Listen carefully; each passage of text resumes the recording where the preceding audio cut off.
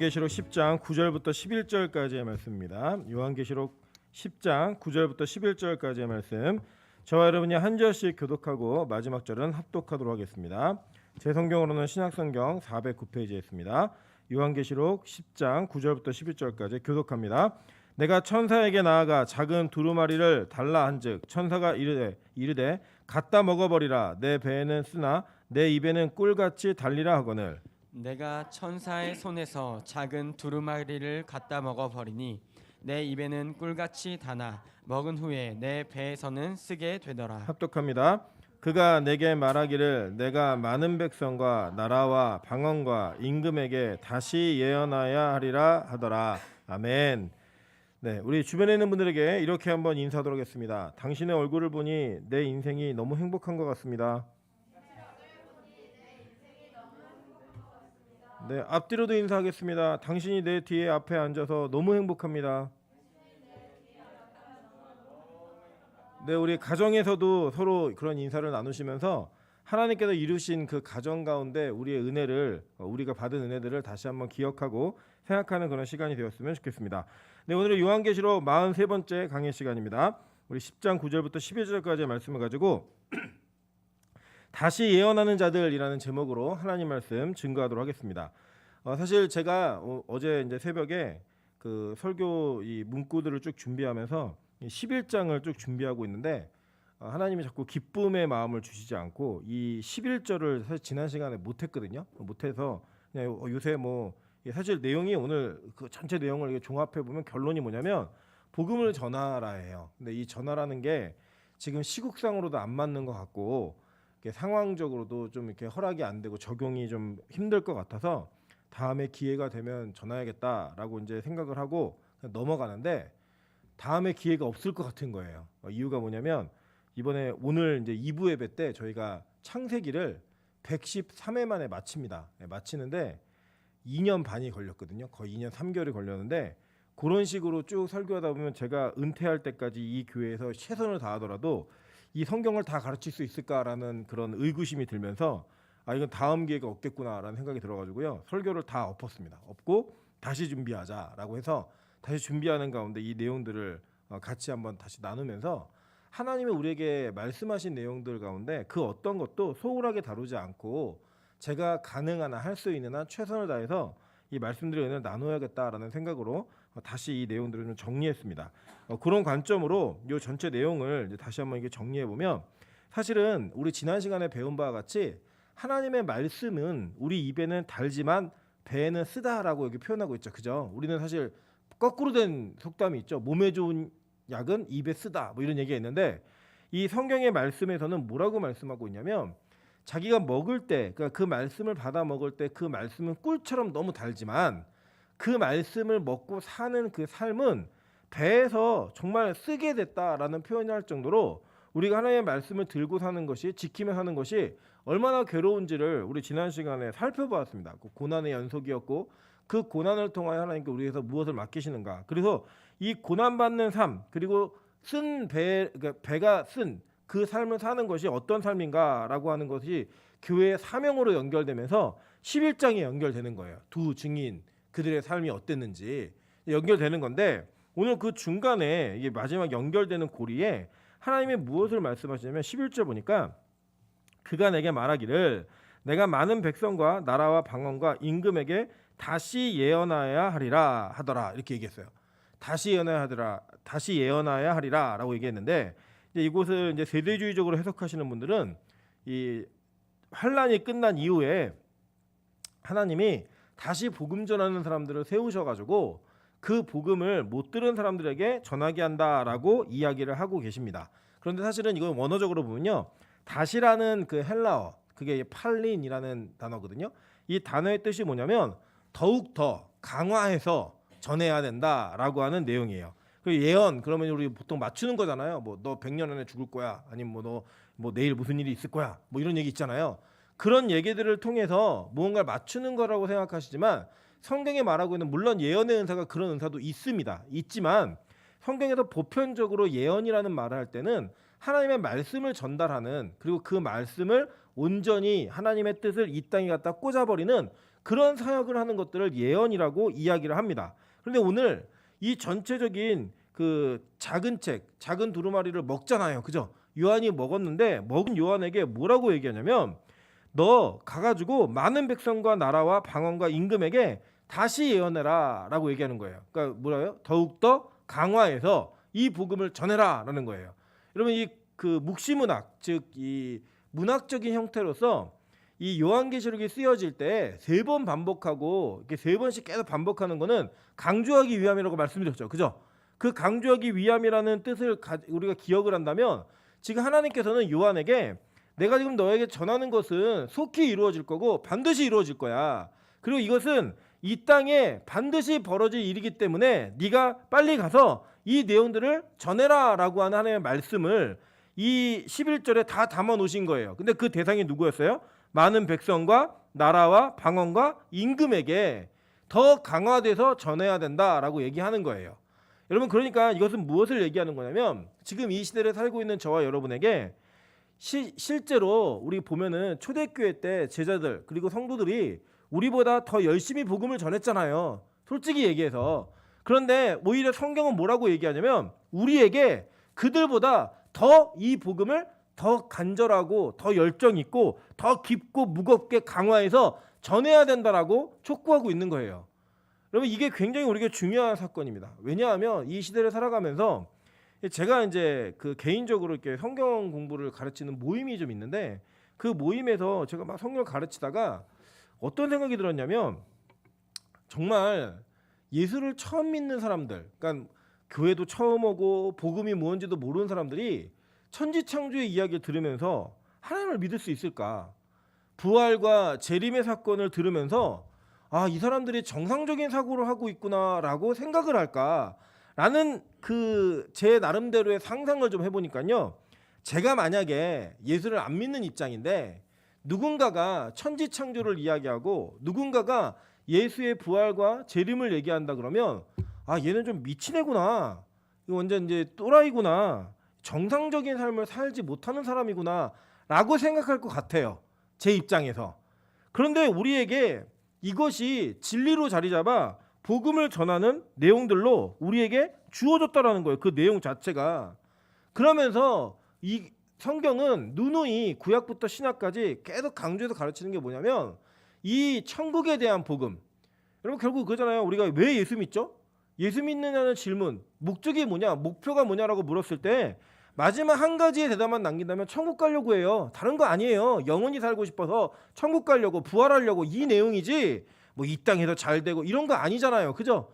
그런 내용이 아님에도 불구하고 우리가 그 내용들을 붙들고 살면서도 불구하고 이 내용을 전하는 것 외에는 하나님이 그 어떤 것도 우리에게 강조해서 얘기한 것이 없다라는 거예요. 살펴보니까.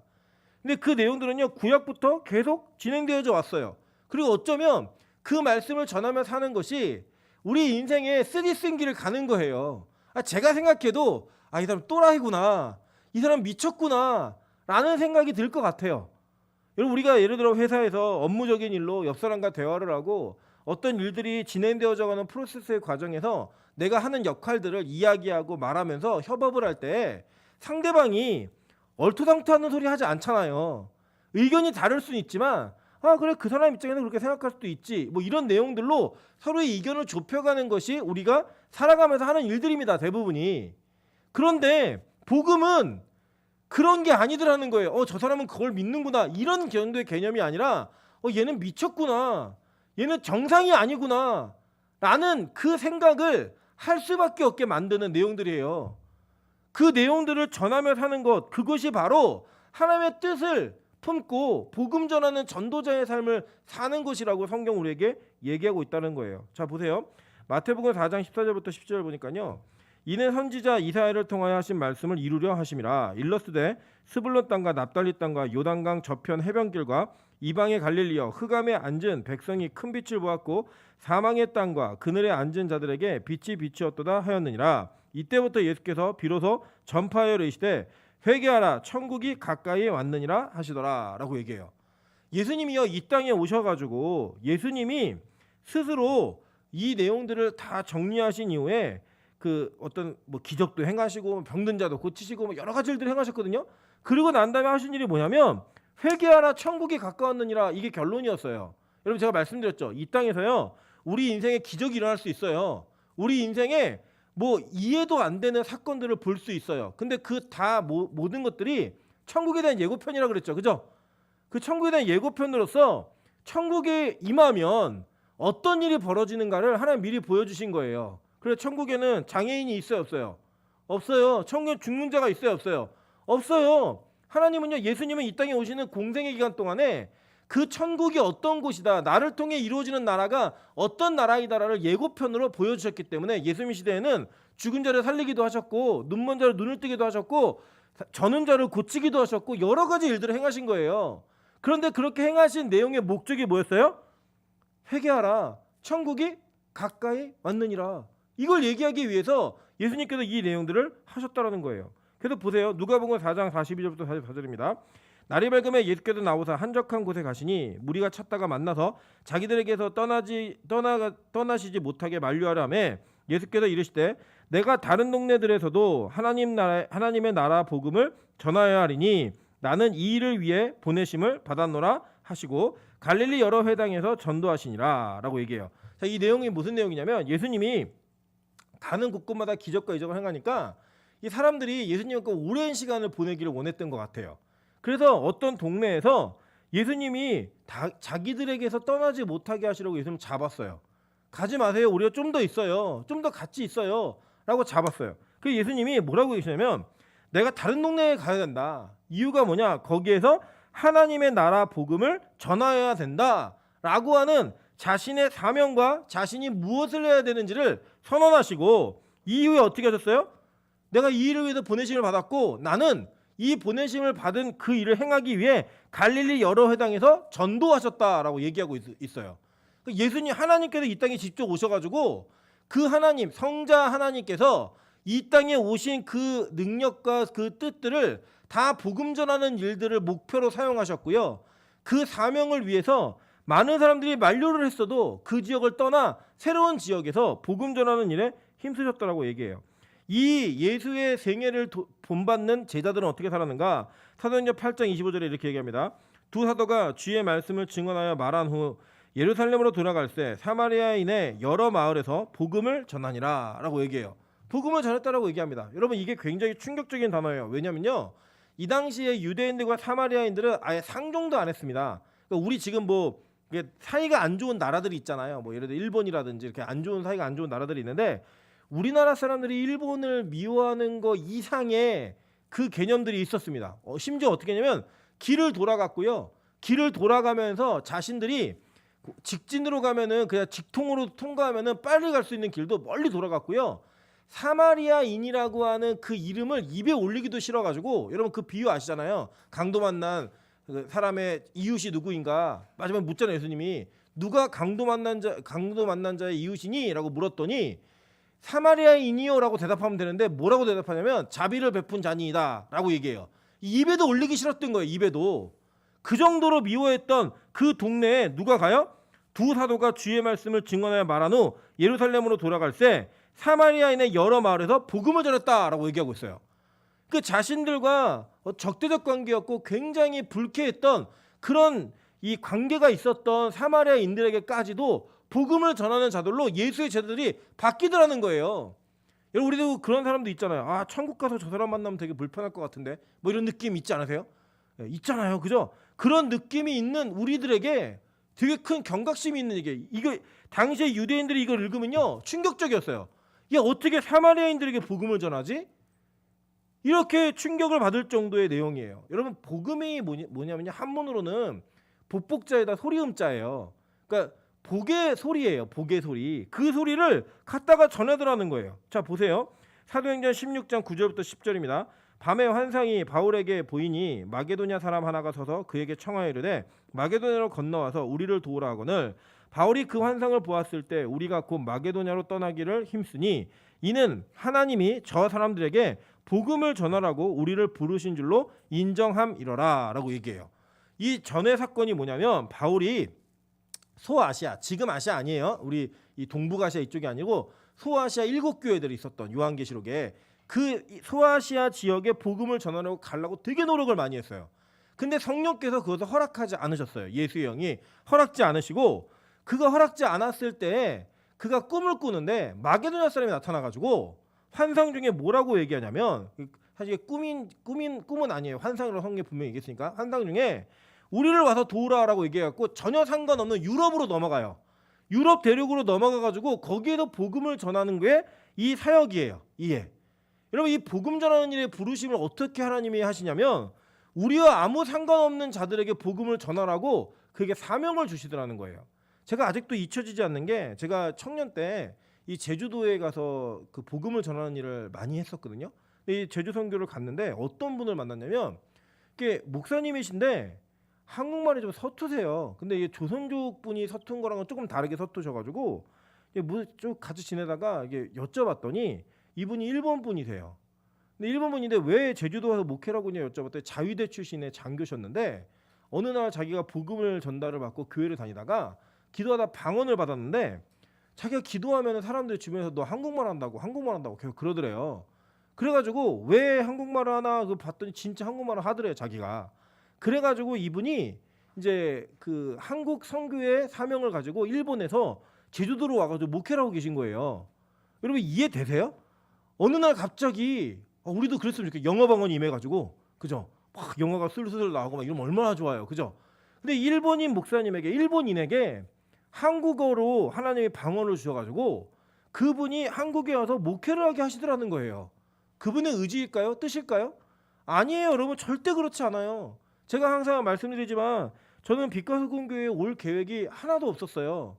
정말 없었고, 뭐 원로 목사님께서 몇 번 말씀하실 때에도 이게 맞나 틀린가, 진짜 저희 아내도 여기 뭐 설교 듣고 있겠지만 저희 아내랑 같이 여기는 안 될 것 같다, 가지 말자라는 제 마음에 이제 어느 정도 마음이 결정돼 있었는데, 이게 오게 된 게 왜 오게 되냐면 저희 아내 때문에 온 거예요.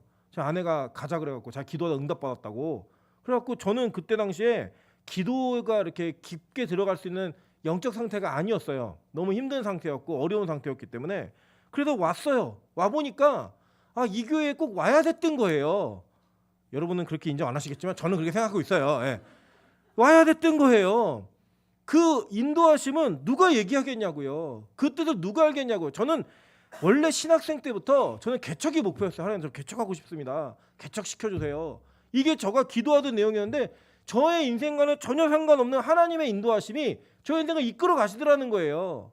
그래갖고 복음 전하는 인생으로 살게 하시더라는 거예요. 살게. 여러분, 이게 우리가 선택하는 걸까요? 아니라고 생각해요. 여러분의 선택 절대 아니에요. 하나님의 선택이에요. 하나님의 선택. 그 선택을 통하여 우리에게 맡기신 일이 뭐냐면 복음을 전하라고 맡기시는 거예요. 복음을. 그 전하는 사명의 내용이 복음이라고 성경은 얘기하고 있다는 거예요. 우리 베드로전서 1장 8절부터 12절 보겠습니다. 예수를 너희가 보지 못하였으나 사랑하노다.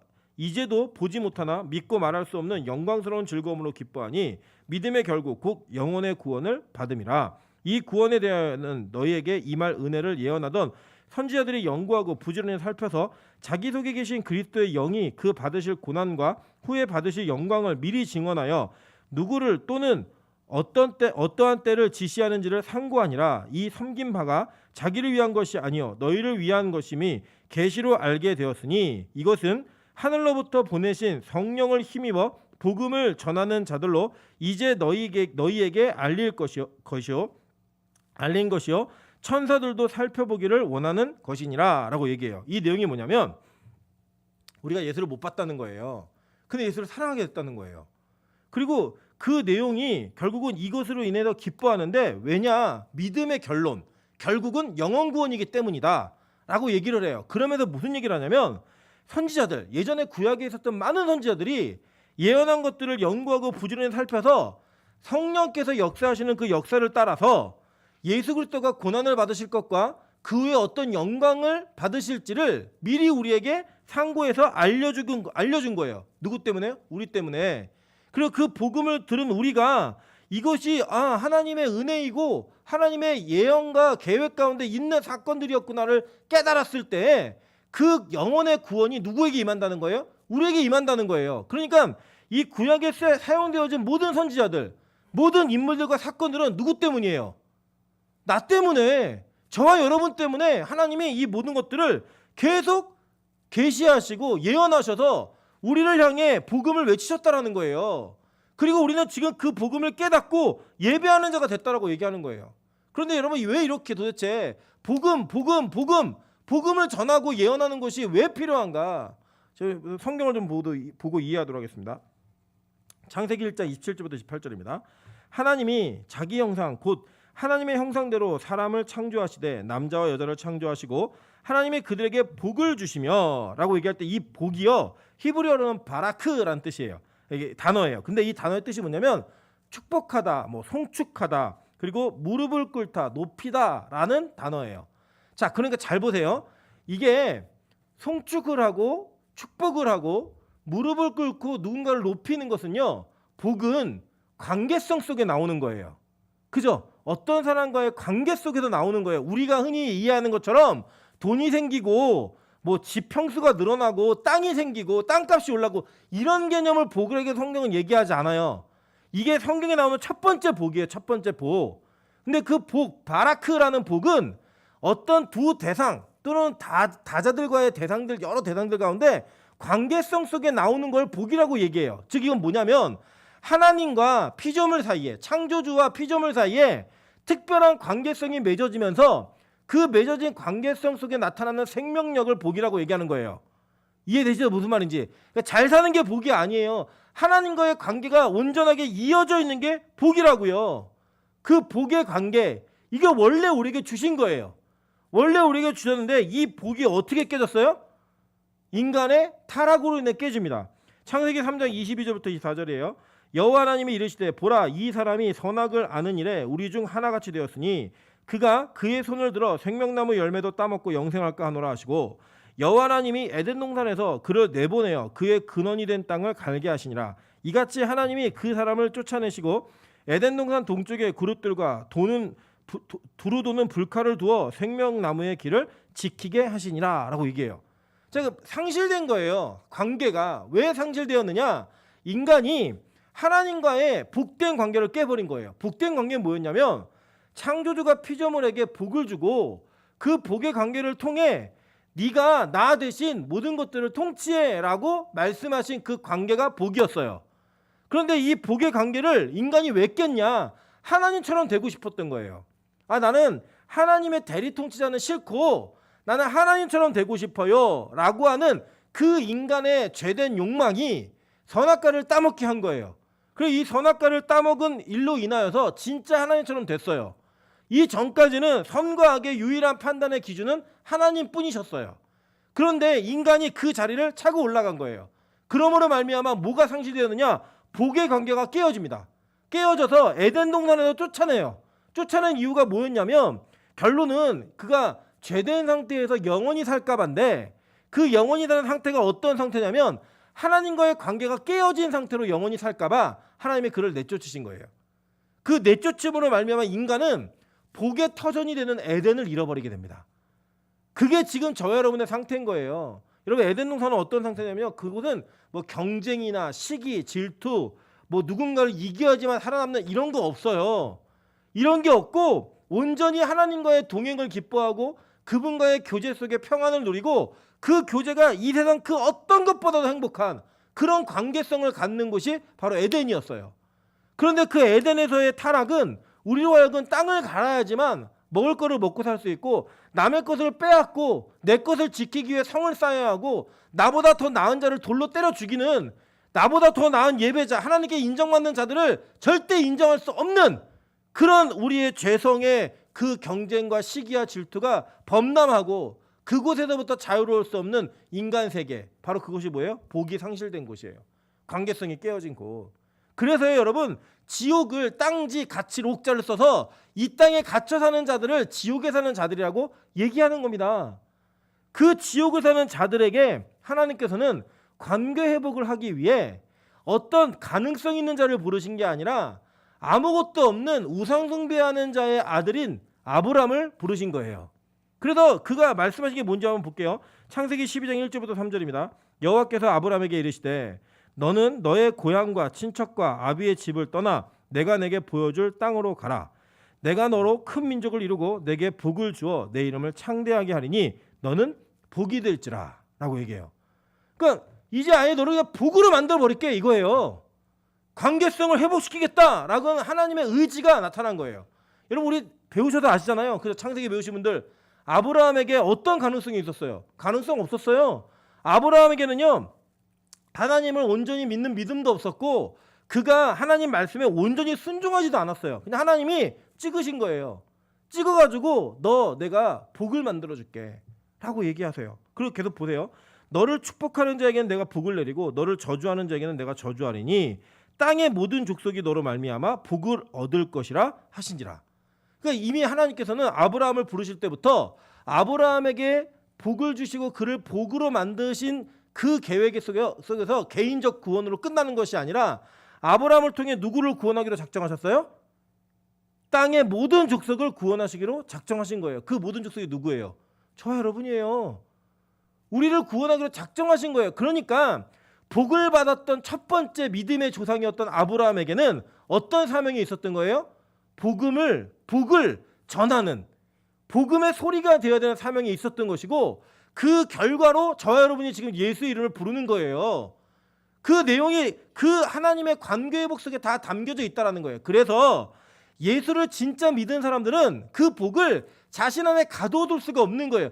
아예 복의 출발 자체, 하나님의 이 복의 관계를 회복하겠다는 그 출발 자체가 개인에게 머무르는 것이 아니라 그 개인으로 하여금 흘러넘쳐서 구원받기로 작정되어진 땅의 모든 족속에게 그 복이 임하게 하는 것, 그게 그들이 가진 사명이었다고요. 우리가 가지고 있는 사명이라고요. 이게 복의 정체입니다. 복음을 전하는 자들의 모습이고 그 사람들이 누구인지를 알려주는 거예요.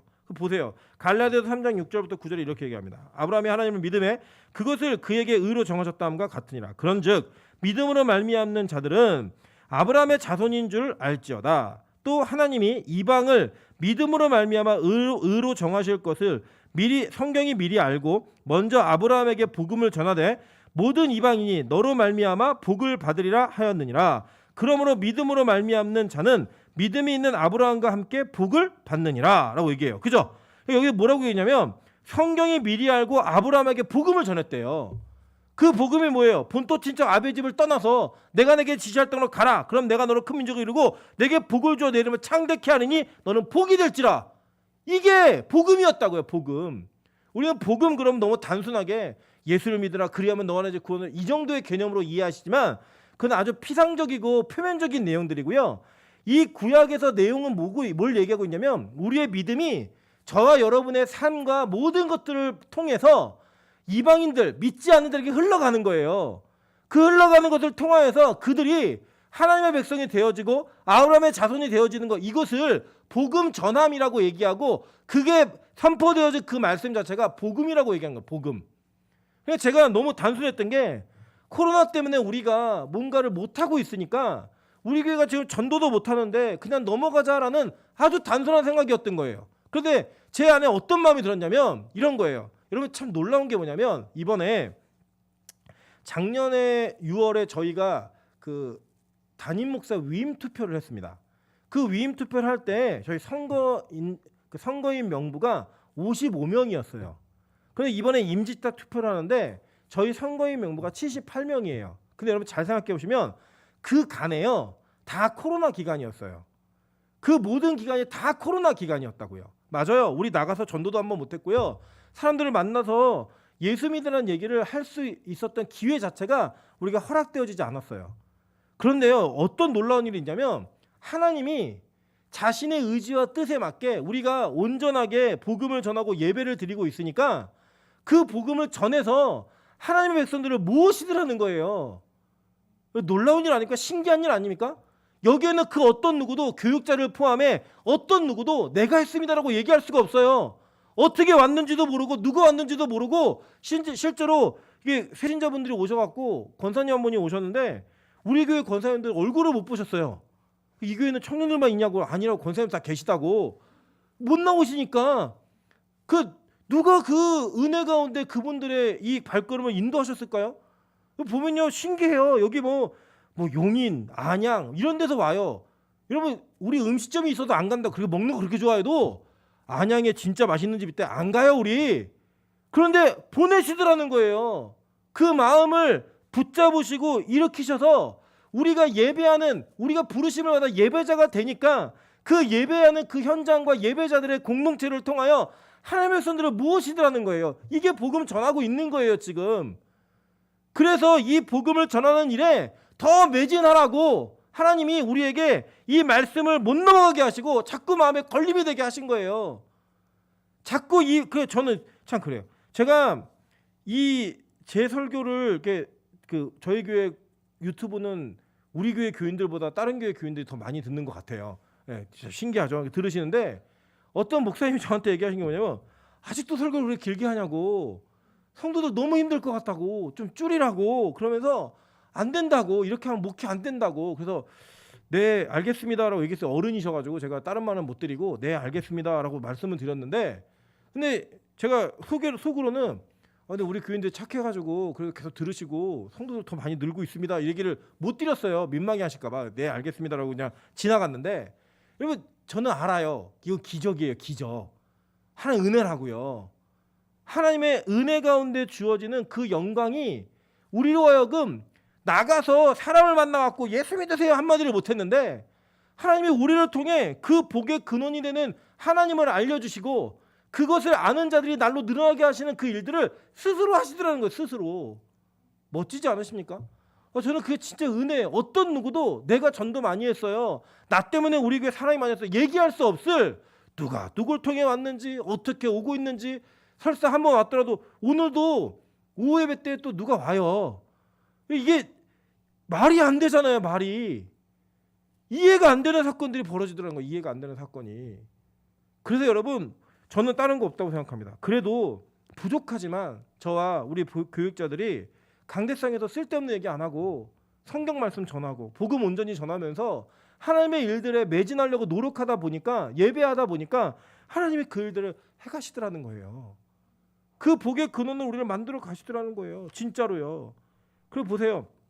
로마서 10장 13절부터 17절입니다. 누구든지 주의 이름을 부르는 자는 구원을 받으리라. 그런즉 그들이 믿지 아니하는 일을 어찌 부르리요? 듣지도 못한 일을 어찌 믿으리요? 전파하는 자가 없이 어찌 들으리요? 보내심을 받지 아니하였으면 어찌 전파하리요? 기록된 바 아름답도다. 좋은 소식을 전하는 자들의 발이함과 같으니라. 그러나 그들이 다 복음을 순종하지 아니하였도다. 이사야가 이르되 주여 우리가 전한 것을 누가 믿었나이까 하였으니 그러므로 믿음은 들음에서 나며 들음은 그리스도의 말씀으로 말미암았느니라 라고 얘기해요. 자, 여러분 이게 무슨 내용이냐면 이런 거예요. 성경은요 우리가 분명히 얘기해요.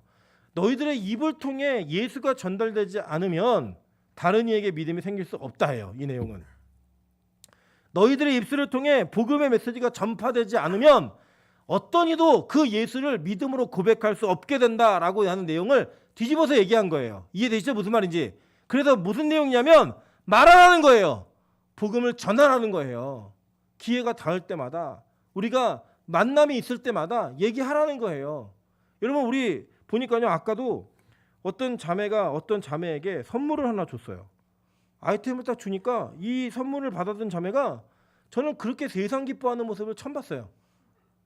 단무지 같은 옷을 입고 와가지고 얼굴에는 막 환한 미소와 함께 광대가 올라가서 내려오지 않아요. 그게 뭔지 아세요? 오징어 다리. 다른 것도 아니에요. 오징어 한 마리도 아니고 오징어 다리. 그 오징어 다리가 복음이더라고요. 그에게는. 그걸 주고 받으면서 주는 자는 의기양양하게 기쁘지? 이런 마음을 주고, 받은 이는 너무 기뻐 막 이런 마음으로 주고 받는 거예요. 여러분 우리 안에 복음이 그렇게 전해진 적이 있냐고. 제가 그 자매가 오징어 다리를 탁 끼고 걸어 나오는데 제가 그랬어요. 성경책을 그렇게 들고 다녀 봐. 우리가 그런 인간이라는 거. 우리가 우리 안에 예수를 믿는다라는 자기 개인의 신앙 고백이 있다라고 하는 것에 머무르다 보니까 그 머무름을 통하여서 우리를 통해 누군가에게 복음이 전달되는 것은 익숙하지가 않은 거예요. 먹는 게 전달되고 음식점이 전달되고 우리 안에 좋은 것들, 내가 기뻐하는 것들이 전달되는 것들은요 너무나 잘 돼요. 너무나 자연스러워요. 근데 복음의 이야기가 전달되는 건 어색하더라는 거예요. 근데 성경은 뭐라고 얘기하냐면 그거 믿음 아니야 라고 얘기하는 거예요. 그거 믿음 아니야 라고 얘기하는 거예요. 충격적이지 않습니까? 여러분의 삶을 보고 여러분의 입술에 나오는 이야기를 듣고요, 누군가가 복음의 이야기를 들을 수 있어야 해요. 누군가가 여러분의 입술을 통해 나오는 말 듣고 저 사람 왜 저러지? 저 사람이 왜 저런 일이 벌어지지? 뭘 믿는 거야? 왜 저렇게 예배하지? 라고 하는 변화와 환경들의 바꿈들이 있어야 된다는 거예요. 그게 바로 복음을 전해야 되는 사명을 가진 자들의 삶인 거예요. 여러분, 그 내용이 뭔지를 오늘 요한계시록이 가르치는 거예요. 천국 얘기하라는 거예요. 그 내용이 뭔지를 얘기해 주는 거예요. 부활 얘기하라는 거예요. 고난 얘기하라는 거예요. 그것으로 말미암아 그 복음이 더욱더 강화되어서 전달돼야 된다라는 거예요. 여러분, 근데 좀 의구심이 좀 들지 않으세요? 에베소 1장 13절부터 7절 보면 이렇게 얘기합니다. 찬송하리로다 하나님 곧 우리 주 예수 그리스도의 아버지께서 그리스도 안에서 하늘에 속한 모든 신령한 복을 우리에게 주시되 곧 창세전에 그리스도 안에서 우리를 택하사 우리로 사랑 안에서 그 앞에 거룩하고 흠이 없게 하시려고 그 기쁘신 뜻대로 우리를 예정하사 예수 그리스도로 말미암아 자기의 아들들이 되게 하셨으니라고 얘기해요. 자, 이 내용을 잘 보시면 이거예요. 제가 딱 정리하면 요약하면 이거예요. 야, 구원받을 사람 정해져 있어. 이거예요. 그죠? 정해져 있어요. 그러면 우리가 어떤 의구심이 드냐면, 그러면 정해져 있으면 굳이 우리를 통해 하실 이유가 있을까? 하나님 직접 하시면 되잖아요. 실제로 그런 사람도 있어요. 우리 다 등록하고 우리 교인이니까 우리 동아 형제도 이제 자기 개인적 간증을 또 쭉 얘기하겠지만 예수를 어떻게 믿게 되고 교회를 어떻게 나오게 됐냐라고 물어봤더니 내용이 뭐냐면 우리 자다가 가위가 눌렸대요. 가위가 눌렸는데 가위 눌린 상태에서 누굴 봤는데 그 예수님이더래요. 예수님인지 어떻게 알았는데 자기가 보고 인터넷 검색해봤대요. 예수님 이미지 해갖고 봤더니 예수님이더래요. 우리 보통 가위 눌리면 뭘 봐요? 귀신 보잖아요. 근데 저 형제는 이모가 주지스님이시고 집안이 다 불교 집안인데 자다가 가위가 눌렸는데 예수님을 본 거예요. 그렇게 전도된 사람들이 많으면 좋겠죠. 그죠? 우리는 전도 안 하고 그냥 막 다 꿈에 이 교회로 가래요. 그랬고 막 다 나오고 말이 얼마나 좋아요. 꿈에 한복 입은 목사가 있는 교회를 찾으라 그랬어요. 막 이래서 막 오고 말이 너무 좋잖아요.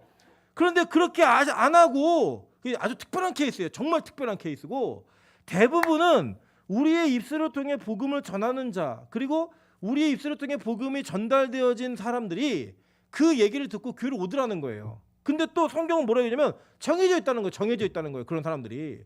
도대체 우리에게 왜 그렇게 하게 하실까? 성경은 이렇게 얘기해요. 고린도전서 9장 16절부터 18절 보니까요.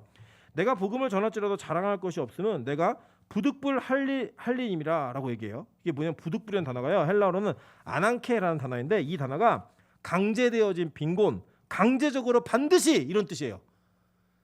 그러니까 강제적으로 반드시 해야 될 일인 거예요. 그러니까 이 복음 전하는 거는 여러분의 선택이 아니에요. 한번 해볼까? 나에게 뭐 말재주가 좀 있고 나에게 돈이 좀 있고 이게 그런 게 아니라 하나님이 우리 마음에 이런 복음 전할 마음을 밀어 넣어 주셔가지고 강제적으로 안 할 수 없게 되더라고요. 안 할 수 없게. 제가 몇 번 공통된 이런 비유를 얘기하잖아요. 똑같은 얘기를. 그러니까 한 줄 몰라서 얘기하는 게 아니고요.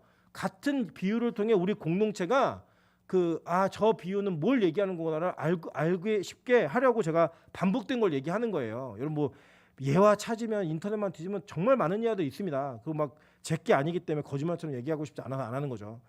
보면요, 제가 고등학생 때 버스를 타고 가는데 어떤 사람이 차에 타더니 여러분 무좀으로 고생하시는 분들은 지금부터 제 말을 집중해서 들으시라고 그러면서 막 얘기를 하는 거예요. 뭐 빙초산에다 뭘 타고 빙초산밖에 기억이 안 나요. 막 얘기하고 그거를 제가 일주일을 발랐더니 저의 평생을 괴롭혔던 이 무좀이 끝났습니다라고 얘기해요. 딱 그 다음에 뭐가 나오죠? 딱 꺼내야 되잖아요. 그죠? 약을 꺼내면서 사세요. 얼마입니다. 그럼 막 아저씨들이 막 손들고 보고 막 서로 만지고 이러면서 예전에 그랬어요. 저 고등학생 때는 버스에서도 그런 판매가 있었어요. 버스 안에서. 그런데요, 충격적이었던 건 그 사람이 그냥 내렸어요. 왜 내렸느냐?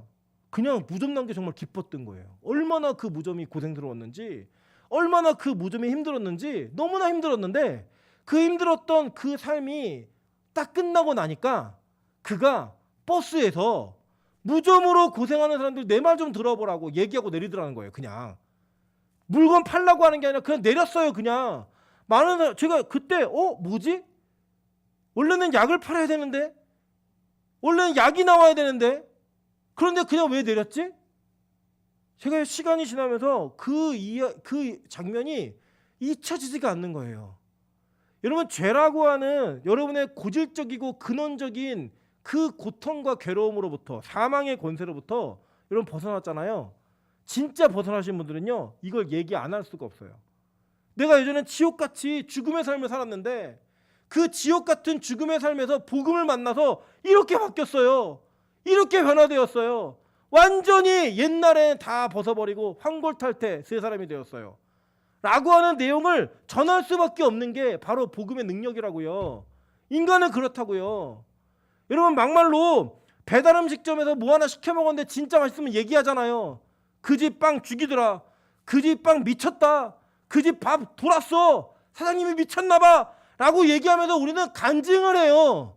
얼마나 맛있었는지. 금주에도 금요철 때 우리 김민정 집사가 덮밥을 하나 시켰었는데 제가 예배 시간에 이렇게 예배 늦지 않았는데 밥 먹을 시간 늦어가지고 못 먹고 집에 가져갔는데 너무 배가 고파갖고 한 숟갈만 먹어가지고 탁 먹었는데 너무 맛있는 거예요. 너무 맛있어갖고 제가 다음날 아침에 문자 썼어요. 넌 돼지야. 넌 정말 이게 맛있는 음식을 찾아낼 수 있는 아주 예민한 감각이 있어. 이쪽으로 가면 넌 대성할 거야. 막 이런 느낌으로 넌 돼지야. 이 한 문장 보냈어요. 되게 기뻐하더라고요. 막 의기양양. 근데 우리가 어떤 게 있으면 너는 예배자야. 너는 복음의 사람이야. 너는 하나님의 사람이야.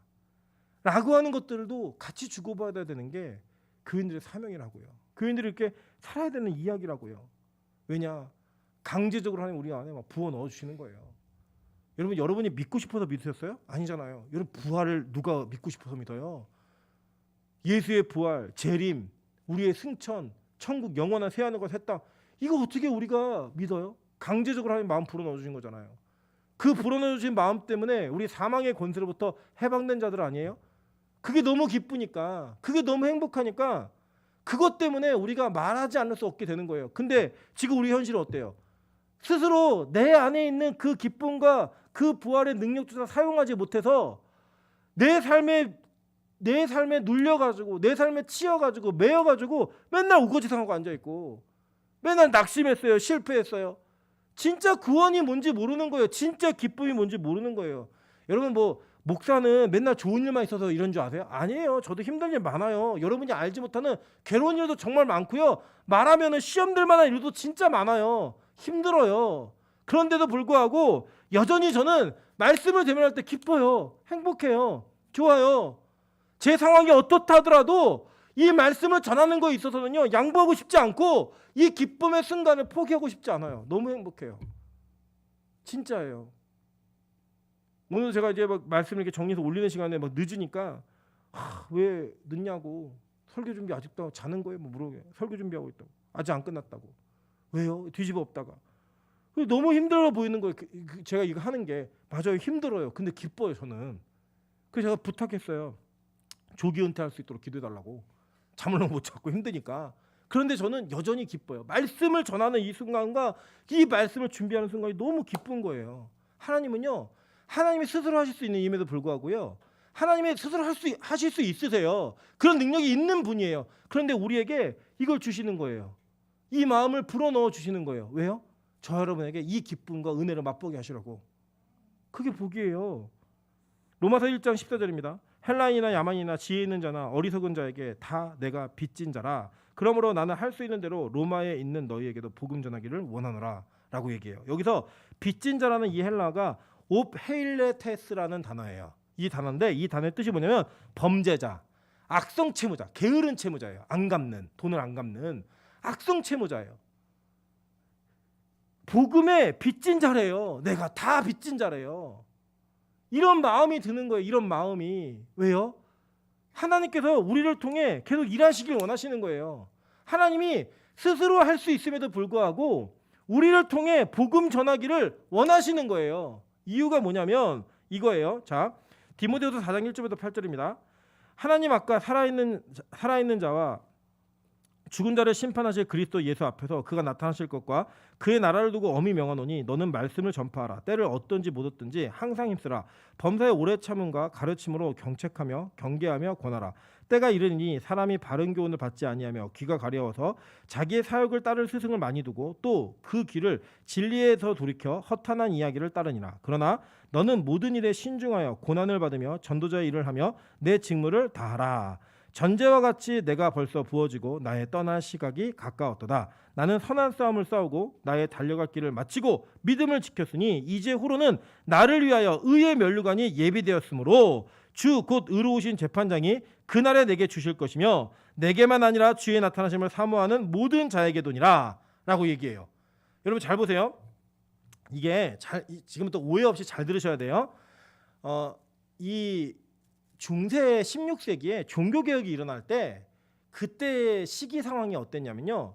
이 캐톨릭, 그러니까 그 로맨 캐톨릭이죠. 캐톨릭이 교회가 이익을 취하고 성직자들의 부패와 모든 이것들을 받쳐주기 위한 물질이 필요했어요. 그래가지고 이 사람들에게 율법적 헌신과 공로주의를 불어넣은 거예요. 헌금 많이 하면 좋아. 너에게 상급이 많아. 이런 얘기를 막 해주고 심지어는 이제 면죄부를 팔잖아요. 그 면죄부의 내용이 뭐냐면 돌아가신 부모님이나 친척이나 사랑하는 이게 가족들 있잖아요. 이런 사람들을 위해서 헌금을 하면 그들의 죄가 면해진다라는 거예요. 그래서 어떤 표현이 있었냐면 동전이 떨어지는 소리와 함께 그 영혼이 천국으로 옮겨진다라는 얘기까지 있었어요. 그러니까 이런 얘기를 하면은 헌금을 많이 할까 안 할까요? 많이 했겠죠. 많이 하는 걸 보고 사실 이 루터는 종교개혁을 할 마음은 아니었고 잘못된 거 고쳐라 이거였어요. 잘못된 거 고쳐라라고 얘기하니까 저놈 죽여 그래갖고 도망가 이렇게 있다가 이 일이 크게 돼가지고 종교개혁이 벌어지게 된 거예요. 그 당시 사회 분위기가 어땠냐면 캐톨릭은 공로, 어떤 열심, 율법적 강요 이런 것들이 팽배해 있던 거였고 거기에 반대적인 이 개신교, 종교개혁자들은 그런 거 다 쓸데없는 거다. 너희들 다 율법주의자들이다라고 해서 막 공격을 해요. 그래가지고 개신교와 천주교가 갈라지면서 그 구교와 신교가 갈라지면서 신교에서 잃어버리게 된 몇 가지 교리가 있었는데 그 중에 하나가 뭐냐면 상급에 관련된 교리예요. 그래서 상급을 잘 얘기를 안 해요. 기독교는. 왜 그걸 얘기하면은 마치 이게 여기서 열심히 한 사람은 막 뭔가 그래서 여러분 이런 얘기 들어보신 적 있으실 거예요. 옛날 어린이 주일학교 다니시면 여기 이 땅에서 예수를 잘 믿는 사람은 금면류관, 음면류관, 동면류관 그리고 대충 믿는 사람은 뭐예요? 개털모자 이런 거 쓴다고 막 이래갖고 그런 얘기들을 막 가르쳤거든요. 그 잘못된 교리예요. 그거는. 근데 잘 보세요. 성경은요 분명히 의의 면류관과 같은 면류관은 뭐였냐면요. 여러분 면류관 뭔지 아시죠? 월계수관으로 올림픽에 마라톤 우승하면 쓰여지는 거 있잖아요. 그 쓰여지는 게 뭐냐면 그게 상급의 그 우승자에게만 주는 특권이었어요. 그래서 그것은 다른 이들과는 차별되어진 상이었음이 분명해요. 바울이 뭐라고 얘기하냐면 의의 면류관이 예비되었다라고 얘기해요. 고린도전서에도 볼게요. 3장 10절부터 15절입니다. 내게 주신 하나님의 은혜를 따라 내가 지혜로운 건축자와 같이 터를 닦아두매 다른 이가 그 위에 세우나 그러나 각각 어떻게 그 위에 세울까를 조심할지니라. 이에 닦아둔 것 외에 능히 다른 터를 닦아둘 자가 없으니 이 터는 곧 예수 그리스도라. 만일 누구든지 금이나 은이나 보석이나 나무나 풀이나 집으로 이 터 위에 세우면 각 사람의 공적이 나타날 터인데 그 날이 공적을 밝히리니 이는 불로 나타나고 그 불이 각 사람의 공적이 어떠한 것을 시험할 것임이라. 만일 누구든지 그 위에 세운 공적이 그대로 있으면 뭘 받는데요? 상을 받고 누구든지 그 공적이 불타면 뭘 받는데요? 해를 받고 그러나 자신은 구원을 받되 불 가운데서 받은 것과 같으니라 라고 얘기하면서 분명히 이 땅에서 예수 그리스도의 터 위에 각자의 공적이 있는데 그 공적이 불의 심판이 지나고 남으면 상을 받고 안 남으면 해를 받는다고 성경이 얘기했어요. 그죠? 있어요 분명히. 그런데 이 교리를 잘못 이해하시면 그럼 이 땅에서 열심히 하면 천국에서 뭔가 더 우월하고 더 영광스럽고 더 멋있는 남들과는 다른 그 영광을 누릴 수 있겠구나라고 하는 마음이 드신다면 잘못 이해하신 거예요. 상이 있어요. 분명히 있는데 천국은요 그런 곳이 아니에요. 예를 들어 이 땅은 애들이 시험을 보고 너 몇 등급이야? 라고 물어요. 너 몇 등급 받았니? 라고 물어요. 소고기도 아닌데 등급을 물어요. 그럼 나는 무슨 등급이야 따라서 뭐 소고기를 얘기할 때 뭐 투뿔 A다 뭐 얘기하잖아요. 그런 것처럼 그 아이들의 가치가 결정이 돼요. 그런 다음에는요, 대학교를 가면 너 어느 대학 다니니? 라고 얘기해서 그 대학의 이름을 자랑스럽게 얘기하고 배지를 붙이고 가방을 메고 과잠을 입고 다니는 게 자랑스러우면 걔는 성공한 그런 학생이고, 이걸 못 입는 애들이 있어요. 가야 돼 뭐 이런데, 이게 군대 이런 거 못 입는 애들 있거든요. 그런 애들이 그거 못 입어요. 그거를 열등하니까. 그런 식의 등급을 나누어준 개념, 그리고 또 걔네들이 졸업해 취업을 하잖아요. 그럼 어느 회사에 다니고 있니? 연봉이 얼마니? 얼마를 벌어? 이걸 가지고요, 사람의 등급이 다 나눠져요. 이 땅은 그렇게 살아요. 언제까지? 끝까지. 그런데 만약에 여러분 천국이 그런 곳이라면 가고 싶으세요? 천국 갔는데 천국에서 막 노숙자가 돼가지고 남들에게 조롱과 비아냥을 받으면서 천국에 왔는데 야, 집도 하나 없냐?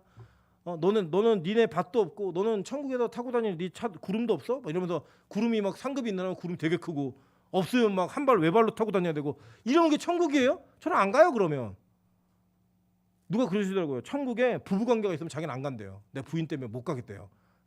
너무 이 땅의 삶이 괴로워가지고 못 가겠대요. 그 천국이에요? 아니잖아요, 여러분. 성경은요 그렇게 얘기하고 있지 않아요. 성경은요 이것을 정리를 정확하고 분명하게 해줘요. 계시록 4장 10절부터 11절입니다. 24장로들이 보좌에 앉으신 이 앞에 엎드려 세세토록 살아계시는 이에게 경배하고 자기의 관을 보좌 앞에 드리며 이르되 우리 주 하나님이여 영광과 존귀와 권능을 받으시는 것이 합당하오니 주께서 만물을 지으신지라. 만물이 주의 뜻대로 있었고 또 지으심을 받았나이다 하더라. 이게 뭐냐면 이거예요. 자 보세요. 하나님이 정해진 구원자들에게 왜 굳이 우리를 통해서 복음을 전하게 하실까? 왜 굳이 교회라는 공동체를 통해서 성도라는 복음 전하는 자들을 통해서 이 일을 해나가실까? 하나님은요 우리에게 상 주시고 복 주시기를 원하시는 거예요. 그리고 그 상과 복을 하나님과 연합함으로 말미암아 하고 나면 진짜 상을 주세요.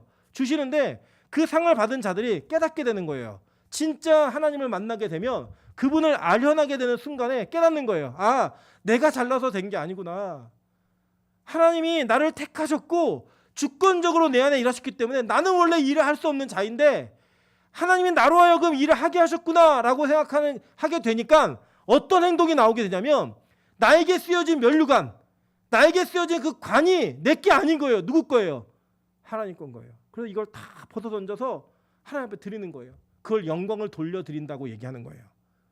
그 어떤 누구도 자기의 공로와 자기의 것을 자랑하는 것이 아니라 세상에서는 그렇게 보였는데 그 땅에 올라가 보니까 새하늘과 가 보니까 우리 모두 전체가 천국에 온 모두가 다 하나님 은혜 때문에 온 거예요. 내가 믿음 생활을 잘했건 예배 생활을 잘했건 뭘 했건 이게요 내 공로가 아니라 다 하나님의 공로인 거예요. 여러분 예를 들어 우리가 앞으로 뭐 코로나 끝나면 매일 예배 드리겠죠. 매일 예배 드리고 나면 여러분 매일 예배 드린다고 절대 우월감도 갖지 마세요. 그냥 하나님이 저와 여러분의 인생을 택하신 거예요. 너 이 땅에서 누군가는 매일 예배를 드리면서 살아야 될 텐데 네가 이 역할 한번 해보지 않을래? 네가 이 역할 한번 해보지 않을래? 그 우리를 택하신 거예요. 우리를 선택한 거라고요. 그래서 우리 그 자리에 갖다 앉혀 놓으셨어요. 놓으시고요. 그거를 여러분의 힘으로 하게 하시는 게 아니에요. 여기 어떤 누구도 자신 없어요. 제일 자신 없는 게 저예요. 힘들어요. 그런데 하나님이 택해서 너 이거 해보지 않을래? 라는 사명을 맡기시고 할 수 있는 힘을 주신 거예요. 나중에요 해내고 나면요 내가 어떻게 했지? 우리가 일을 어떻게 했지? 난 할 수 없는 자인데, 난 이걸 절대 불가능한 사람인데 라고 고백할 수밖에 없는 우리 자신의 고백이 터져 나올 때 천국 백성이 되는 거예요. 그래서 그곳에 가면 그 어떤 누구도 나 이 땅에서 이런 일 했다라고 자랑할 수 없어요. 우와 저 사람은 저런 일 했는데 부러워하지도 않아요. 왜요? 다 하나님이 하신 일이니까. 그래서 그분 앞에 모든 영광을 다 돌려드리는 거예요. 우리 교회에 새로운 임직자분들이 세워지셨습니다. 제가 아까 누가 묻더라고요. 지금 벌써 장로님, 권사님 부르시면 우리 교단법에 위촉이 되기 때문에 불법입니다. 네. 임직식이 끝난 이후에 저희가 그렇게 호칭을 불러드릴 거예요. 그런데 저는 이분들에게 제가 지금도 매일매일 기도하면서 하는 기도의 내용이 뭐냐면 하나님, 사람의 힘으로 일하는 분들이 아니라 하나님의 힘으로 일하는 분들이 될 수 있게 도와주십시오. 세 분 다 저에게 동일하게 얘기하셨어요. 나는 자격이 없습니다. 저는 자격이 안 되는 사람입니다. 알아요. 모르지 않습니다. 동감합니다. 그러나 저는 믿는 게 있어요. 저는 그 세 분을 믿지 않아요. 저는 그 세 분을 믿는 게 아니라 그분들을 통해 역사하신 하나님을 믿어요. 그리고 하나님께서 이 교회를 통치하신다고 저는 믿어요. 그래서 하나님이 그 일을 해나가실 거예요. 앞으로 이 세 분만이 아니라 우리 교회에 세워진 모든 교육자들, 앞으로 세워진 임직자들, 이미 세워진 임직자들 모두가 다 하나님께서 이 교회를 통치해 가시면서 여러분을 다 세워 가실 거라고 전 믿고 있어요. 그래서 우리 눈에는 부족할 수도 있고 우리끼리는 인정 못할 수도 있지만 하나님은 그 일들을 이루어 가실 분이시기 때문에 그 하나님을 믿으면서 우리가 이 길을 같이 걷는 거예요. 그리고 마지막에 우리 모두가 이 교회가 공동체가 주님 앞에 고백하는 거예요. 하나님, 빛과 소금 교회를 이끄시고 세우신 분은 오직 하나님이십니다. 누가 있어야 됩니다. 누가 없으면 안 됩니다가 아니라 이 교회를 이끌어 오신 분은 오직 하나님이십니다. 그래서 우리는 그 고백 가운데 하나님의 복음을 들고 예언하는 자가 될 거예요. 이 자리에 앉은 분들 중에 어떤 분들은요, 복음을 서슴없이 가감없이 담대하게 말할 수 있는 분도 계십니다. 반면에 내가 예수 믿는다라는 것조차 자신 있게 말할 수 없는 사람들도 이 자리에 있어요.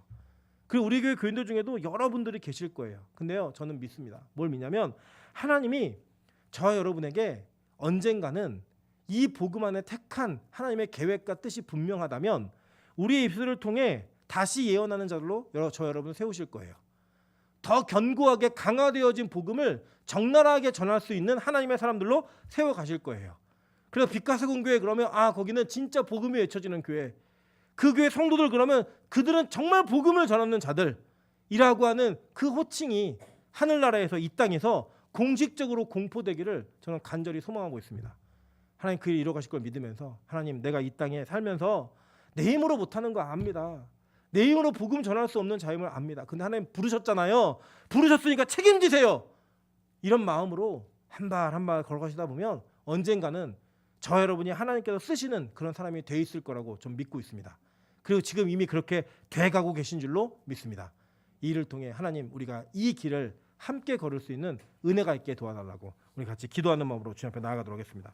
우리 기도하는 마음으로 찬양합니다. 우리 주님의 마음을 가진 자. 이 찬양의 가사에 보면